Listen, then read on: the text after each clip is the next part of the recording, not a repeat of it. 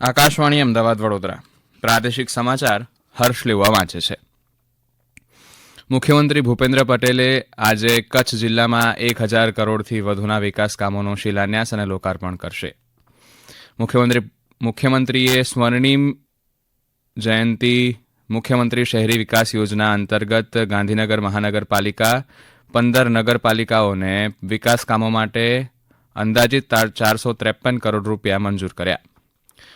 કોંગ્રેસના પોરબંદરના ધારાસભ્ય અને પીઢ નેતા અર્જુન મોઢવાડિયાએ ધારાસભ્ય પદ અને કોંગ્રેસ પક્ષના પ્રાથમિક પદ પરથી રાજીનામું આપ્યું છે.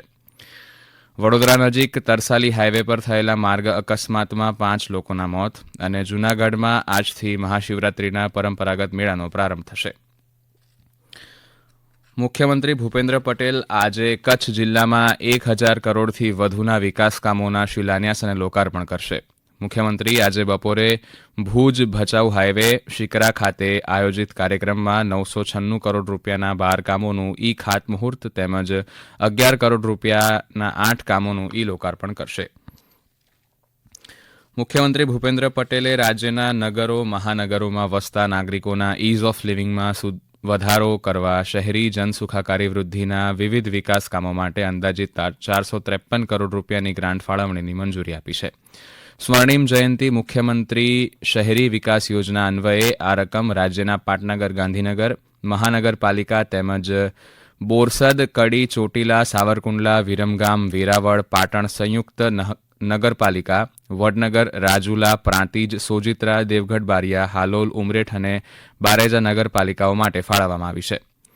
શહેરી જનજીવન સુખાકારીમાં મહત્વનું પ્રદાન કરતી આ સ્વર્ણિમ જયંતી મુખ્યમંત્રી શહેરી વિકાસ યોજના વધુ 3 વર્ષ એટલે કે 2026-27 સુધી ચાલુ રાખવામાં આવી છે. સ્વર્ણિમ જયંતી મુખ્યમંત્રી શહેરી વિકાસ યોજના અંતર્ગત મુખ્યત્વે ભૌતિક આંતરમાળખાકીય સુવિધાઓ સામાજિક આંતરમાળખાકીય સુવિધાઓ અર્બન મોબિલિટી આગવા ઓળખના કામો ખાનગી સોસાયટી જન ભાગીદારી યોજના આઉટગ્રોથ વિસ્તાર કામો જેવા ઘટકોનો સમાવેશ કરવામાં આવ્યો છે.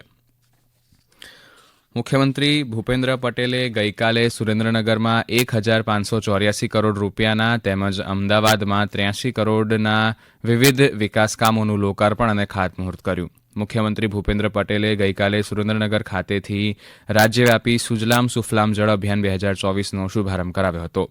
આ સાથે જ તેમણે 1584 કરોડ રૂપિયાના વિવિધ વિકાસ કામોના લોકાર્પણ અને ખાતમુહૂર્ત કર્યા. આ સાથે મુખ્યમંત્રી ભૂપેન્દ્ર પટેલના હસ્તે અમદાવાદમાં 83 કરોડના ખર્ચે તૈયાર થયેલ શ્રી ધીરુભાઈ સ્વરૂપચંદ શાહ પાલડી અંડરપાસનું લોકાર્પણ કરાયું હતું. આ અંડરપાસના કારણે અમદાવાદ બોટાદ રેલવે લાઇનની ટ્રાફિકની સમસ્યામાં રાહત થશે. આ ઉપરાંત મુખ્યમંત્રીએ અમદાવાદના સિંધુ ભવન રોડ ખાતે મહાનગરપાલિકા દ્વારા આયોજિત બોન્સાઈ ટ્રી અને ટ્રોપિયોરી શોનો શુભારંભ કરાવ્યો હતો. વિશેષ પ્રકારની વૈજ્ઞાનિક પદ્ધતિથી તૈયાર કરેલ આકર્ષક બોન્સાઈ વૃક્ષોની લોકો 10મી માર્ચ સુધી મુલાકાત લઈ શકશે.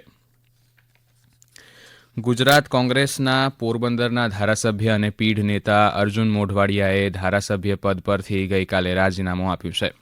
અર્જુન મોઢવાડિયાએ ગાંધીનગર ખાતે વિધાનસભા અધ્યક્ષ શંકર ચૌધરીને પોતાનું રાજીનામું સુપ્રત કર્યું હતું. તેમણે પોરબંદરના ધારાસભ્ય પદેથી અને કોંગ્રેસ પક્ષના પ્રાથમિક સભ્ય તરીકે રાજીનામું આપ્યું છે.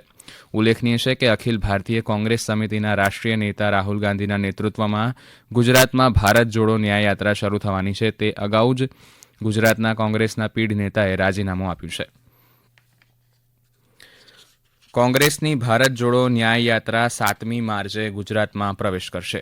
ઉલ્લેખનીય છે કે 14મી જાન્યુઆરીથી મણિપુર ખાતેથી શરૂ થયેલી ભારત જોડો ન્યાય યાત્રા દેશના 15 રાજ્યોમાં ફરે તેવું આયોજન કરાયું છે. જે અંતર્ગત ગુરુવારે આ યાત્રા દાહોદ જિલ્લાના ઝાલોદ ખાતેથી ગુજરાતમાં પ્રવેશ કરશે. પ્રદેશ કોંગ્રેસ પ્રમુખ શક્તિસિંહ ગોહિલે આ અંગે માહિતી આપતા જણાવ્યું કે યાત્રા દરમિયાન 6 જાહેર સભા 27 કોર્નર મીટિંગ 70થી વધુ સ્વાગત સ્થળો તથા ટાઉન યાત્રાઓનું આયોજન કરવામાં આવ્યું છે. આ સમાચાર આપ આકાશવાણીના અમદાવાદ વડોદરા કેન્દ્ર પરથી સાંભળી રહ્યા છો. વધુ સમાચાર આપ અમારી વેબસાઇટ newsonair.gov.in/ગુજરાતી પર વાંચી શકશો.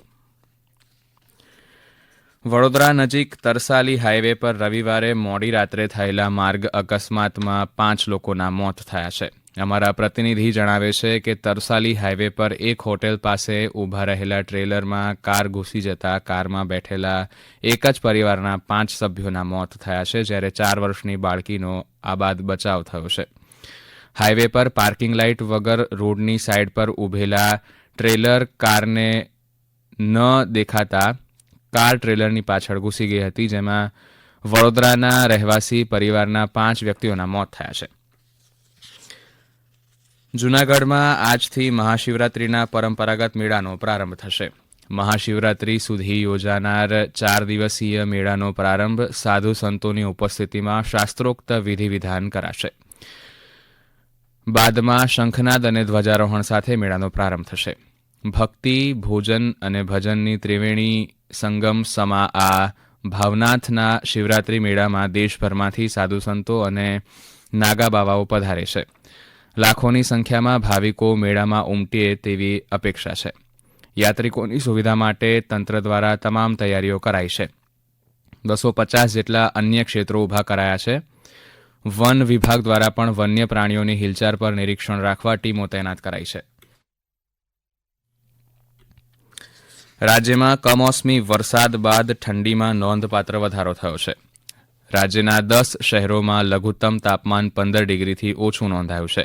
સૌથી નીચું 9 ડિગ્રી લઘુત્તમ તાપમાન નલિયા ખાતે નોંધાયું છે. આ સાથે કેશોદમાં 10, ડીસા પોરબંદરમાં 11, ગાંધીનગર વડોદરામાં 12, અમરેલી કંડલા એરપોર્ટ અને અમદાવાદમાં 13 ડિગ્રી સેલ્સિયસ લઘુત્તમ તાપમાન નોંધાયું છે. અમારા ભાવનગરના પ્રતિનિધિ સુરેશ ત્રિવેદી જણાવે છે કે ભાવનગર શહેરમાં ગઈકાલે ઠંડા પવનોના કારણે વાતાવરણમાં ઠંડક પ્રસરી હતી. ભાવનગર શહેરમાં લઘુત્તમ તાપમાન 15.9 ડિગ્રી નોંધાયું છે. અમદાવાદમાં પૂર્વ પશ્ચિમ કોરિડોરમાં Kankaria east metro station passenger માટે તૈયાર થઈ ગયું છે. કાંકરિયા ઈસ્ટ સ્ટેશન પર મેટ્રો ટ્રેન સેવાઓ આજથી મુસાફરો માટે હાલના કાર્યકારી સમય અનુસાર ઉપલબ્ધ રહેશે. હાલમાં અમદાવાદમાં મેટ્રો ટ્રેન સેવાઓ સવારના 6:10 થી રાત્રિના 10 વાગ્યા સુધી કાર્યરત છે, જેમાં સવારે 7 વાગ્યાથી રાત્રે 10 વાગ્યાની વચ્ચે 12 મિનિટના સમાન અંતરાલ પર કાર્યરત છે.